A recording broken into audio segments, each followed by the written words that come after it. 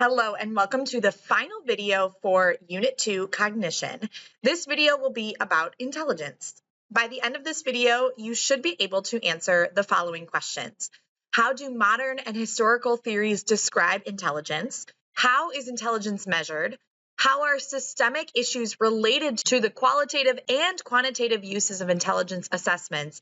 And how is academic achievement measured and experienced as compared to intelligence? Before we even get into measurement and quantitative data, we need to talk about what intelligence is. And as a whole, intelligence is our capacity to understand, to think rationally, to use resources effectively.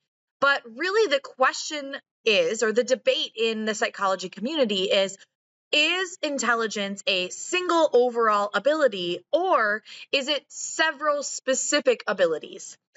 And can we locate and measure intelligence? Is it somewhere located in our brain? Can we get a number that tells us how intelligent someone is? Let's talk about some of the theories of intelligence. First is Spearman's general intelligence. This is the G factor. Spearman's theory is a basic intelligence predicts our abilities in varied academic areas. So really what Spearman says is that there is one underlying ability, our G, that tells us how we're going to perform in academic areas. The different abilities, such as verbal and spatial abilities, do have tendency to correlate with one another. And so Spearman said all of these things go together, and therefore we can give a very general score that will predict how someone is going to do in their academic performance. However, the problem with this is that human abilities are very diverse, and it's hard for us to encapsulate all of our human abilities by a single number. So the next person, Thurstone, came along and gave us the 7 primary mental abilities. And Thurstone really took this idea of G and said, we cannot just have one ability. We have to split it into multiple different abilities and test each one of these individually. And so Thurstone said there are 7 different factors to intelligence. And a single G score is not enough for us to be informed on someone's ability overall. One of the problems with Thurstone's theory, however, is that even though Thurstone broke this down into 7 different abilities, we do still tend to see that these abilities cluster. And if you do well in one area, you also are going to do well in another. So it is suggesting that there is some sort of underlying G factor. Again, Thurstone really is focusing on those academic abilities, so things that we're going to use in order to be successful in school. Howard Gardner, on the other hand, came along and said that our mental abilities, our intelligences, are more than just our academic abilities.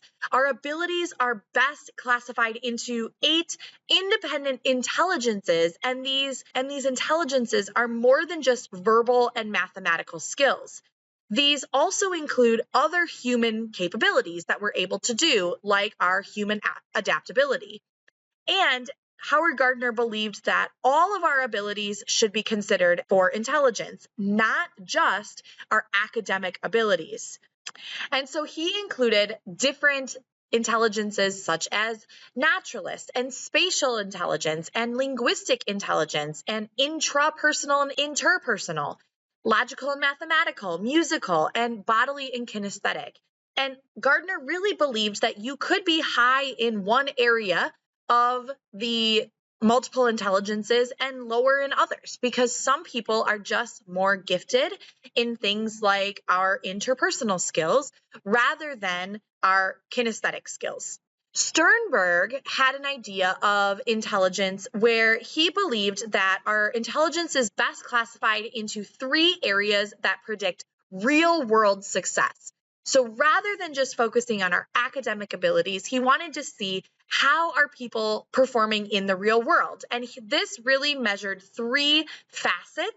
Our first is our analytical intelligence, and this is our ability to work through problems that we have in our life.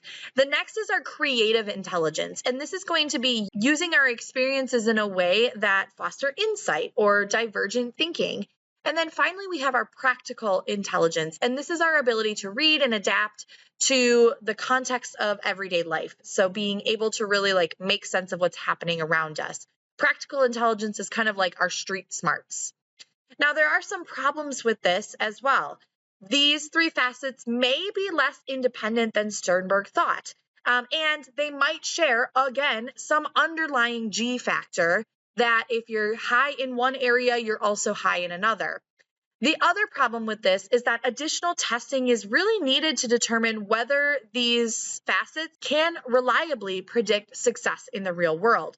There really isn't a great way for us to determine if someone's going to be successful and what the operational definition of success actually is. So you're probably asking now, well, which one is correct? Which one do we believe? And the answer is we don't really know. All of these different theories still are floating around and are still used to this day. If we're going to say that there's one that's accepted more than the others, it's probably Howard Gardner's multiple intelligences theory that people are really drawn to in today's society. But again, we use that G factor still to determine someone's IQ. The next step we're going to talk about is the idea of emotional intelligence. And emotional intelligence, we kind of have to split off from the other theories of intelligence because it's not really connecting to the idea of academic ability. Emotional intelligence is our ability to get along with others, and there are 4 different aspects of this. The first is our ability to perceive emotion. And this is our ability to recognize emotion in faces, in music, and stories. The second is our ability to understand emotion. So we're able to predict emotions and how those emotions might change and blend together. The third is managing our emotions. So our ability to express emotions in different situations.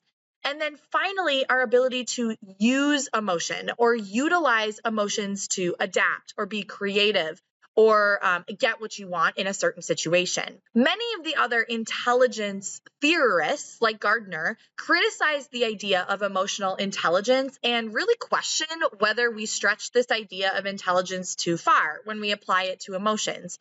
Plus, we really don't have a way to quantify emotional intelligence. It's really hard to test someone's ability to recognize emotions. Okay, so now let's talk about the different types of intelligence there are. First of all, we have crystallized intelligence, and this is those hard facts. These are the things that you're learning in school. As you get older, you accumulate more and more knowledge, facts, and skills throughout your life. So our crystallized intelligence increases as we age. Think about you going through school. You know now more as a junior or senior in high school than you did when you were a freshman in high school. That's evidence of crystallized intelligence. However, we also have what's called fluid intelligence. And this is our ability to solve problems or decipher information and make decisions, especially in new situations, which are more difficult to do later on. Our fluid intelligence decreases as we get older, specifically past middle adulthood. This is the idea that an old dog can't learn new tricks. So our older family and friends are really not going to be changing their ways or adapting the way that they live because they're kind of set on that. They don't want to have to learn a new way to use a cell phone or to use the email or use a computer.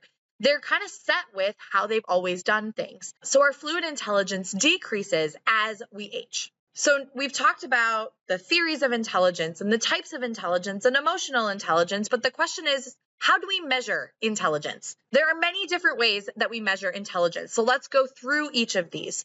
First is achievement tests.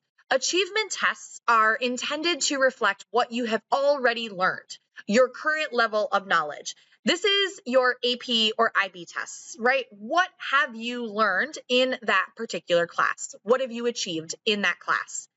Aptitude tests, on the other hand, are intended to predict your ability to learn new information, basically how well you will do in the future. An example of the aptitude test is the ACT or SAT. These are meant to predict how well you will perform in college. All of these tests, achievement tests and aptitude tests are standardized. And standardization is the use of minimum procedures in test administration to ensure that all participants take the same test under the same conditions and are scored by the same criteria. This, in turn, ensures that the results can be compared to one another. For example, for the AP Psych test, you will all receive the same exact test. You will all be taking that test under similar conditions on the same day during the same time, and then they will all be graded in a similar way by teachers like me who go and learn how to grade the test. These procedures ensure that your test can be compared to someone who took the test in, say, California. And that gives us a way to score you out of 5. When we are looking at aptitude and achievement tests, however, we do need to ensure that there is reliability and validity.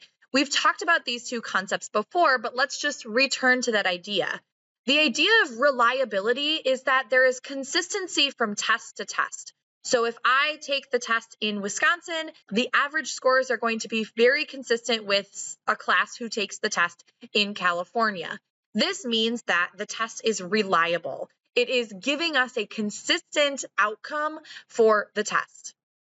Tests also need to be valid, which means that the test needs to measure what we want it to test. If I am giving you a test on your AP Psych knowledge, then I need to make sure that that test includes questions that are about AP Psych, that we are testing your knowledge on AP Psych and not your ability to read or decipher vocab words. Now let's go back to this idea of growth versus fixed mindset. Why do we have this here? Well, it's an important topic when we're talking about intelligence and tests because we do know that there is research done that shows that if you believe that you can be better, if you believe that you can grow, you will perform better on achievement and aptitude tests. If you have an idea in your mind all along of where you're going to be and you're never going to get better than that, that's a fixed mindset. And that can lead to poorer outcomes in both achievement and aptitude tests. So to reiterate, growth mindset is the idea that you can continue to get better, and you need to reflect on your failures in order to get better. Fixed mindset is the idea that we can never get better than a specific point, and there's no sense in us looking back because we can't change anything in the past. So how do we ensure this reliability of tests like we talked about? Well, there are 2 different ways for us to ensure this. The first is test-retest reliability. And this is a measure of how consistent scores are when the same test is administered to the same group of people twice. This is done for aptitude tests and achievement tests.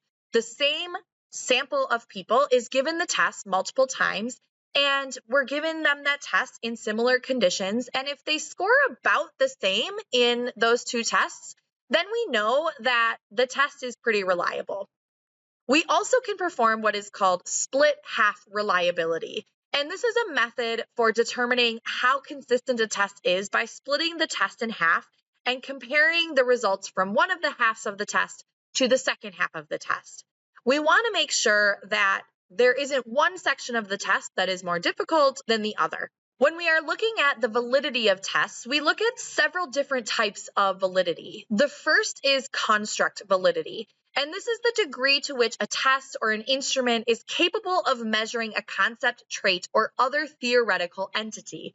For example, is this AP test actually going to measure someone's knowledge of AP Psych? Predictive validity is evidence that a test score or other measurement correlates with a variable that can only be assessed at some point after the test has been administered or the measurement made. For example, aptitude tests really need to focus on this predictive validity. We need to make sure that someone who is scoring, let's say, above a 26 on the ACT is going to be successful in college classes. And so the data from the ACT is compared then to the data of how successful people are in college after they've taken the ACT. And this will give us that predictive validity. Now, there are some things that can alter the validity of tests, and one of those is the stereotype threat.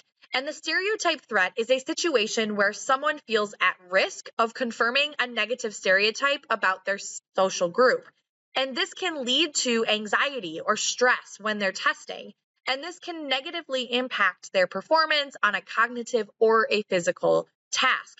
And so it's important for us to be aware of this when we are administering tests so that we take those stereotype threats into account when looking at the validity of tests. On the flip side, we can also have what's called stereotype lift.